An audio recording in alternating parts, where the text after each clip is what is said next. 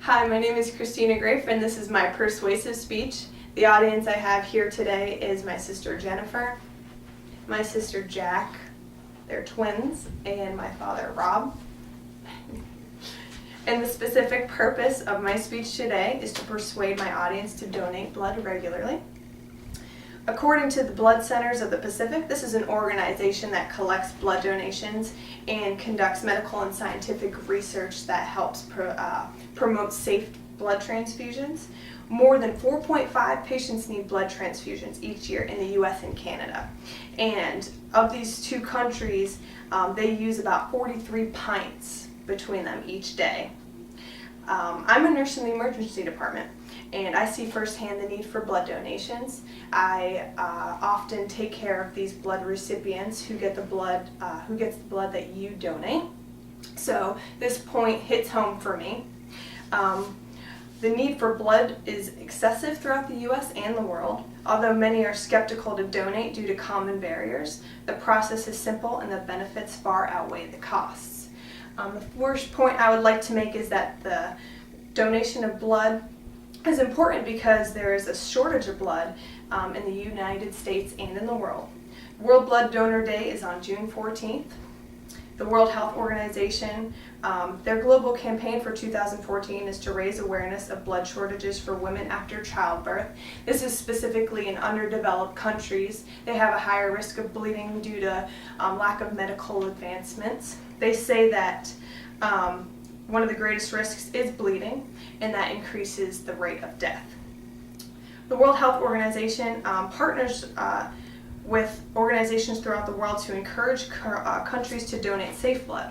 Safe blood is considered blood that is free from transferable microorganisms, and it is taken from people with no known risks of these organisms, and they are pre-screened prior to donation.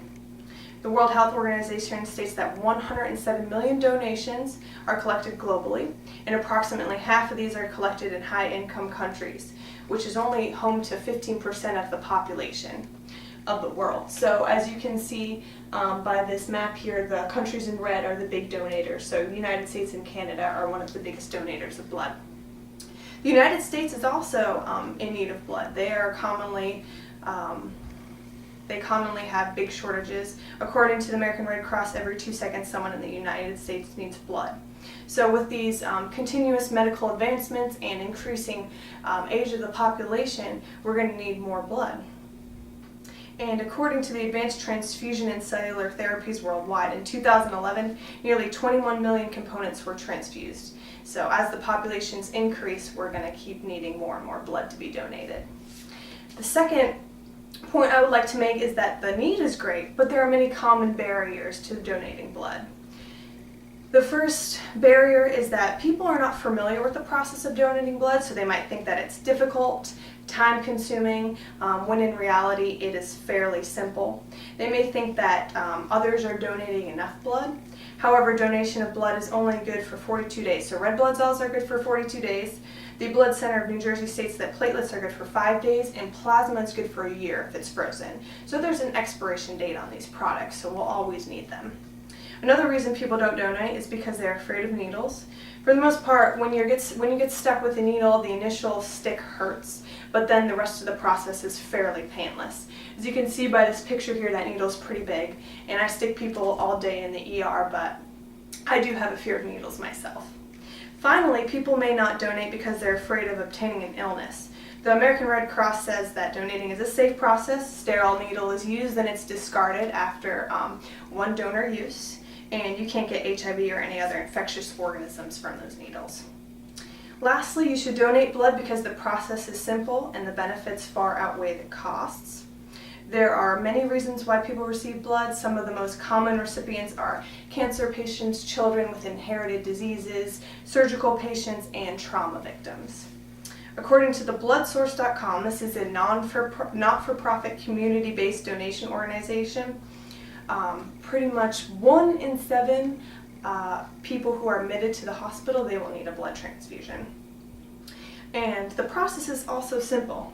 As you can see here, the American Red Cross encourages one to hydrate before donating. They want them to increase their absorption of iron-rich foods, so eat a burger, eat a steak a few weeks prior to blood donation, since iron makes up red blood cells.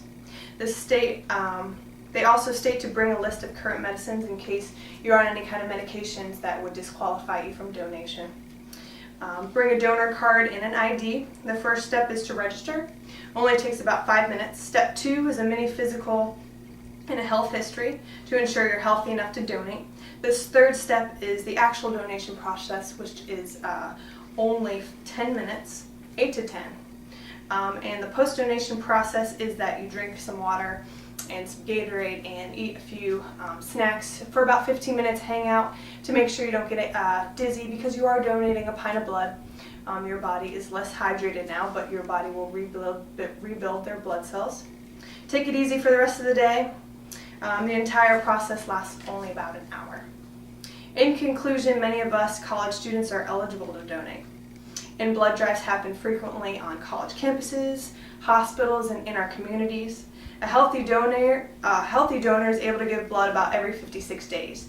And the American Red Cross says that if you start donating at 17, donate it every 56 days until you reach 76, you would have donated 48 gallons of blood, potentially helping to save more than 1,000 lives.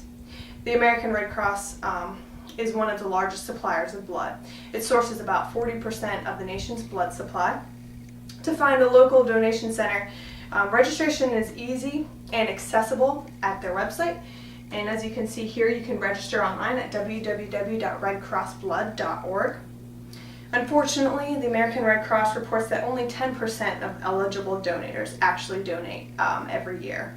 That's why I challenge you to become a donator. You do not have to wait until June 14th. You can register today. Blood is a valuable resource and you have it.